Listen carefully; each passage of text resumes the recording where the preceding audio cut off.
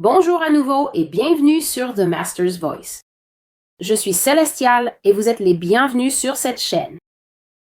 Veuillez ajuster le menu à 3 points en haut, regardez la rangée du bas, améliorer la qualité. Mettez la vidéo en pause un instant, regardez dans la boîte de description ci-dessous pour découvrir de quoi parle la vidéo d'aujourd'hui et allons-y. La prophétie d'aujourd'hui concerne toujours les États-Unis, elle fait partie de la série sur l'Amérique et je continue d'accumuler les faiblesses pour la gloire du Seigneur Jésus-Christ en examinant la dégradation de la situation économique que le Seigneur Jésus dit qu'elle viendra sur la nation des États-Unis à l'avenir. La prophétie d'aujourd'hui s'intitule « Le stock et la réserve » et c'est une prophétie très récente datant du 22 août 2020.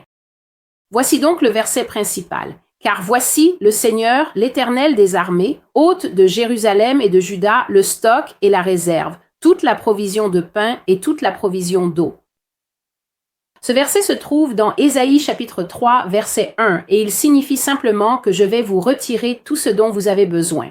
Je ne vais pas seulement vous enlever la nourriture, mais je vais aussi vous priver de vos provisions de base.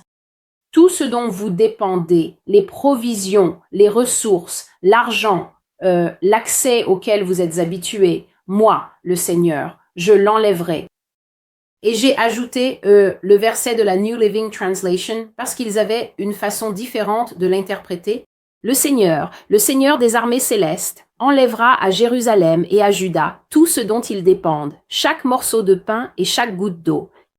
Donc, peu importe la façon dont vous considérez cette prophétie, cela signifie simplement que vous n'aurez même pas les besoins de base nécessaires à la vie quotidienne.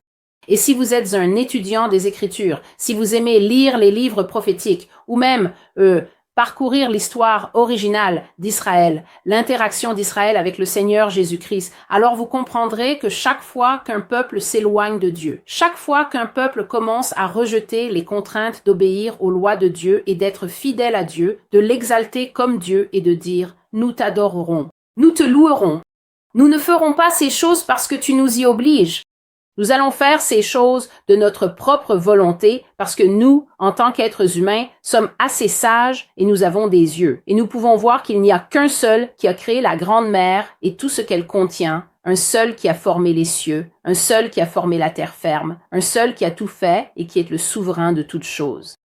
Dieu est immortel, Dieu est immaculé, Dieu est parfait. Et frères et sœurs, lorsque quelqu'un est immortel, immaculé et parfait, la bonne réaction envers cette personne n'est pas l'irrévérence. Ce n'est pas de traiter cette personne comme si elle n'était rien. Et le plus terrible, c'est que non seulement les gens ignorent Dieu, mais en plus ils adorent l'homme. Ils adorent l'homme.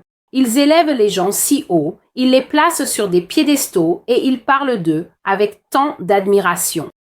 Vous entendez des gens discuter de la politique aux États-Unis comme si des dieux siégeaient dans ces sièges du Sénat et au Congrès et prenaient des décisions qui dureraient éternellement. Je veux dire, frères et sœurs, ne pouvons-nous pas être assez sages pour comprendre, surtout en ces temps particuliers, que les gouvernements sont si éphémères qu'ils ne disposent que d'un temps limité pour faire des lois? Et ce qui est curieux, c'est que même s'ils font une loi, cette loi n'est même pas aussi durable que celle que le roi Darius et le roi Cyrus faisaient dans la Bible. Ils étaient Perses et Mèdes, et les lois des Perses et des Mèdes ne pouvaient pas être changées. Lorsque Daniel a été jeté dans la fosse aux lions, le roi aimait Daniel. La Bible dit que lorsque les sages ont trompé le roi et qu'ils ont capturé Daniel parce qu'il priait et qu'il refusait d'arrêter de prier son Dieu et qu'ils l'ont jeté dans la fosse aux lions, la Bible dit que le cœur du roi fut brisé. Il était affligé, il était bouleversé de s'être laissé, dans un moment d'orgueil, trompé par ses conseillers rusés qui le servaient. Et la Bible dit que le roi chercha depuis l'aube jusqu'au coucher du soleil, dans la loi, un moyen d'annuler les paroles de sa propre bouche qui avait condamné Daniel à être déchiré par les lions. Mais la Bible dit qu'il ne put trouver de moyen de changer la loi. Ici, en Amérique, nous obéissons à des lois qui n'en sont même pas vraiment en ce moment. Et pourtant, quand on entend les gens discuter de ce que font certains membres de tel ou tel parti, elle a dit non et elle l'a bloqué. Et il a dit oui et ça va arriver. On croirait que des princes et des dieux faisaient des lois qui dureraient pour toujours. Nous exaltons les pensées fugitives et momentanées d'une personne qui pourrait être renversée par un bus demain et cesser d'exister. Mais les lois exaltées, éternelles, sans défaut et parfaites de Dieu sont en train de devenir... En fait, elles ne sont même pas en train de le devenir. Elles ont été absolument piétinées et réduites en poussière dans ce pays. Frères et sœurs, mon intention n'est pas d'être un messager de malheur, ni de m'exalter moi-même en disant « Je suis ici pour apporter le jugement de Dieu ». Dieu apportera son propre jugement. Il n'a pas besoin de moi. Je pourrais moi aussi être renversé par un bus demain. Dieu fera ce qu'il a dit qu'il ferait. Mais si vous regardez ces vidéos et que vous vous demandez « Pourquoi cette femme ne dit-elle jamais rien de positif ?» Le roi a déjà posé cette question à Jérémie. Le roi a demandé à Jérémie, « Pourquoi ne prophétises-tu jamais rien de positif à mon sujet ?» Il a même posé cette question à Élie, « Pourquoi ne dis-tu jamais rien de bon à mon sujet ?» Ils ont posé cette question à un autre prophète, Michée. Si nous vivons bien, les prophéties de Dieu à notre égard seront positives. Il y a une ou deux nations sur le blog pour lesquelles Dieu a réellement donné des éloges. L'Allemagne en fait partie. Le Canada en est une autre. Il n'a pas dit qu'elles étaient parfaites, mais les prophéties que le Seigneur m'a données pour ces nations n'ont rien à voir, ne peuvent même pas être comparées à la quantité infinie, continue et caractéristique de prophéties que je reçois constamment pour les États-Unis. Donc, si nous nous demandons pourquoi Dieu dit ces choses, regardons autour de nous dehors. Regardons-nous nous-mêmes, et alors nous pourrions commencer à comprendre pourquoi Dieu dit ces choses. Ainsi, le Seigneur dit dans cette prophétie que les États-Unis n'auront même pas les besoins de base nécessaires à la vie quotidienne. Écoutez la parole du Seigneur. J'ôterai le stock dans les magasins. Il diminuera. Tout va s'épuiser. Cette nation va dépérir. Cela signifie devenir minuscule et petit, faible et impuissant, et moindre. Tout ce qui la concerne va décliner. Nourriture, stock, provisions, argent, position, population, foi. Tout va s'affaiblir et se disloquer, et seuls ceux qui me connaissent persisteront dans la foi pour survivre à ce qui vient. Ainsi, le Seigneur a dit que des pénuries alimentaires arrivent et que nous verrons des rayons vides dans le pays. Nous avons vu cela en 2020, mais cela va augmenter de façon considérable. Le Seigneur dit, les camions n'apporteront plus de nourriture dans les villes. Et j'ai partagé dans d'autres prophéties que les villes vont vraiment souffrir lorsque l'Amérique commencera à tomber et à s'effondrer, car les villes ne font pas d'agriculture, les villes n'élèvent pas de poulets, les villes n'ont pas de vaches dans les champs. Elles ne font rien pour produire leur propre nourriture.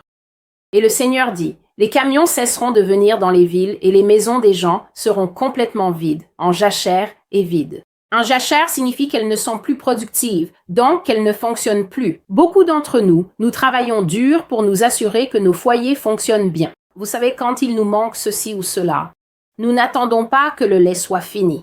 Nous n'attendons pas qu'il coupe la lumière. Nous payons nos factures à temps autant que possible et nous faisons ce qu'il faut pour que nos foyers restent en bon état, fonctionnels. Mais le Seigneur dit que les maisons vont commencer à devenir en jachère, c'est-à-dire non fonctionnelles, non productives et vides. Vous êtes dans des temps nouveaux où je soutiendrai les justes, mais les injustes vont ressentir jusqu'à la dernière goutte tout ce que j'envoie pour juger et humilier l'Amérique. Les justes le ressentiront aussi, mais moins durement. Les magasins seront vides intentionnellement. Ils ne réapprovisionneront pas lorsqu'ils seront à court de produits. Les chaînes d'approvisionnement du pays seront brisées et la nourriture viendra à manquer. Le Seigneur dit, les agriculteurs d'Amérique sont délibérément attaqués et ils finiront par échouer dans leur devoir de nourrir la nation. Et il dit, les architectes de ceux qui détruisent ce pays savent que lorsque les agriculteurs ne pourront plus fournir de nourriture, il n'y en aura pas assez pour tout le monde. Et il dit, les architectes de la destruction, c'est ainsi qu'il les appelle. Les architectes de la destruction le savent et ils l'ont planifié, car lorsque les gens ont faim, ils deviennent ingouvernables, ils deviennent sauvages, ils se révoltent. Anesthétique. Nous avons vu ce qui s'est passé récemment dans ce pays, il y a seulement un jour. Quand les gens se révoltent, frères et sœurs, je dois vous dire que, pendant un instant, cela ressemble à une victoire. Mais écoutez cette seule voix sur cette seule chaîne. Chaque fois que les gens se révoltent et qu'ils tombent dans le piège de quelqu'un qui a déjà tout planifié, ce que vous verrez arriver, c'est une poigne de fer en réponse. Donc vous pouvez faire quelque chose qui, sur le moment, donne l'impression de dire « Ouais, on leur a montré, on est sorti et on a agi pour défendre nos droits civiques. » La réponse sera draconienne. La réponse sera une poigne de fer et ils la justifieront en disant « Nous ne pouvons plus permettre que cela se produise. C'est trop dangereux et c'est une faille de sécurité. Cela menace la sécurité nationale. » Ainsi, les architectes de la destruction savent exactement ce qu'ils font lorsqu'ils s'attaquent aux agriculteurs. Et les agriculteurs, dit le Seigneur, finiront par échouer dans leur devoir de nourrir la nation. Il dit l'ère des luxes. Je viens de mentionner les luxes avec un autre mot. L'ère du luxe et de la vie insouciante, d'obtenir ce que l'on veut et les petits extras. Vous savez, ces choses que vous voulez juste parce qu'elles vous plaisent. Oh, j'aime cette robe. Oh, j'aime ce jeu. Oh, j'aime cette voiture. Oh, je pense qu'il nous faut une maison de vacances. Il dit que ces choses-là, l'époque où cela arrivait est terminée. Bientôt, vous ne pourrez même plus obtenir les choses de base dont vous avez besoin. Je lis la prophétie directement. Il est écrit, les fermes seront étouffées et brûlées, leur production sera arrêtée, et alors vous gémirez de faim. Il n'y aura pas assez pour vous nourrir tous, et les architectes malfaisants du désastre imminent le savent. J'enlèverai vos manucures, vos vêtements moulants et vos ongles en gel. Tout ce luxe qui fait du bien va cesser, et cette nation sera rendue humble. Contrit signifie que vous savez que vous avez fait quelque chose et que quelqu'un vous l'a reproché et vous vous sentez mal, vous vous sentez coupable. Je vais t'humilier, Amérique. Les Américains n'obtiendront plus ce qu'ils veulent, mais ils souffriront d'une faim extrême, du manque et des abus sociaux qui sont courants dans d'autres nations. L'aide fédérale ne pourra pas faire face à ce besoin. Les gens devront se débrouiller seuls et la réalité de l'époque commencera enfin à s'imposer. Je vais vous enlever tout ce dont vous avez dépendu, même les choses que vous avez tenues pour acquises, le droit d'organiser des élections, le droit de vote, le droit d'être une nation libre et souveraine. L'Amérique retournera à sa condition d'origine. Elle a commencé sa vie comme une enfant. Elle était une pupille de l'État d'Angleterre. Un pupille signifie un enfant qui est élevé ou placé en famille d'accueil par quelqu'un d'autre. Ainsi, le Seigneur dit que l'Amérique a commencé sa vie comme un enfant qui était placé en famille d'accueil par le Royaume-Uni, ou la nation d'Angleterre telle qu'elle était connue à cette époque. Et l'Amérique finira ses jours sous la tutelle de nations étrangères qui prendront toutes les décisions à sa place. Elle a donc commencé sa vie comme une enfant. Elle s'est élevée et elle est devenue une jeune femme, puis une femme adulte. Avec les choix qu'elle a faits et la trajectoire que cette nation a prise, Dieu dit qu'elle redeviendra un enfant. Sera-t-elle vraiment un enfant? Non. Ce qu'elle sera, c'est un adulte forcé de vivre comme un enfant. L'Amérique finira sous la tutelle de nations étrangères. Elles décideront à quelle heure les citoyens de cette nation se lèvent, quel type de travail ils font et même combien de temps ils vivront. Parce que tes abominations débordent devant moi, c'est pourquoi je donnerai la paix à ses rivages. Je donnerai du repos à ma terre, la paix, lorsque je t'enverrai dans des contrées lointaines d'où tu ne reviendras pas. J'ai donc partagé dans une vidéo précédente une vision très claire que le Seigneur Tout-Puissant m'a donnée où j'ai vu que les Amérindiens, ces peuples autochtones, étaient les premiers occupants légitimes de cette terre ancestrale et qu'à cette époque lointaine, dans leur vision prophétique, Dieu leur montrait clairement qu'il allait les juger sévèrement. Et le jugement qu'il a fait tomber sur eux a été d'amener des envahisseurs étrangers venus d'autres terres qui sont venus et ont pris possession des Amériques, les ont peuplés, ont décimé la population des Amérindiens et les ont réduits en esclavage, les faisant devenir comme des intrus sur leur propre terre.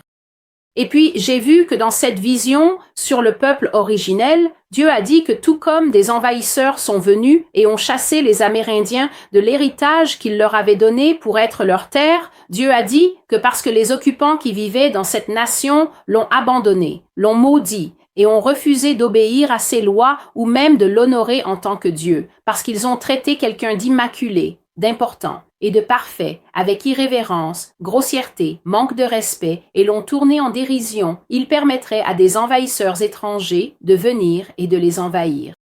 Mais au lieu que ces envahisseurs étrangers vivent ici sur cette terre avec eux, comme l'Amérique l'a fait avec les Amérindiens, il a dit que les Américains seraient arrachés à cette terre. Ils seraient emmenés sur des navires.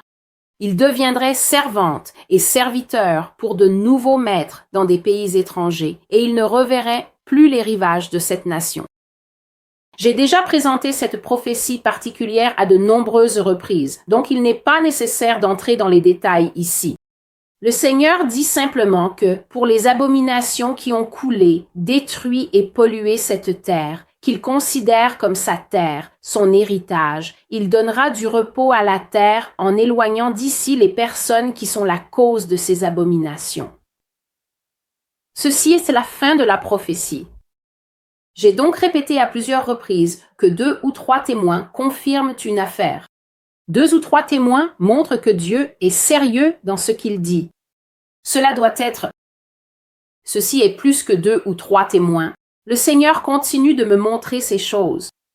En fait, j'ai récemment partagé sur le blog que j'essaie de ressortir certains articles d'archives, des articles que j'avais initialement pensé ne pas partager, des choses que j'avais prévu de garder uniquement pour moi.